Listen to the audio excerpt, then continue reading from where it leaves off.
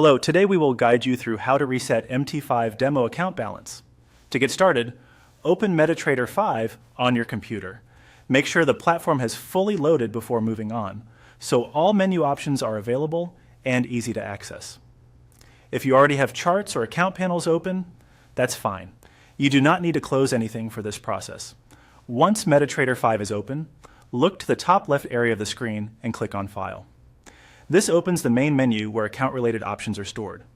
If you're new to MT5, this is a useful area to remember because it includes several setup and account management tools. From the File menu, click on Open an Account. This will bring up the Account Setup window. Even though the wording suggests creating or opening an account, this is also the path used when you want to refresh or reset a demo trading setup.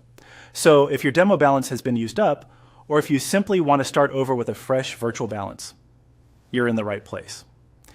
In the Account window, select MetaQuotes. This is the demo server option commonly used within MetaTrader 5. Choosing the correct server matters here because the demo account reset process depends on connecting to the available demo environment. If you see multiple server choices, be sure to click the MetaQuotes option shown in the list before continuing. After selecting MetaQuotes, click Next. This moves you forward to the next part of the account setup flow.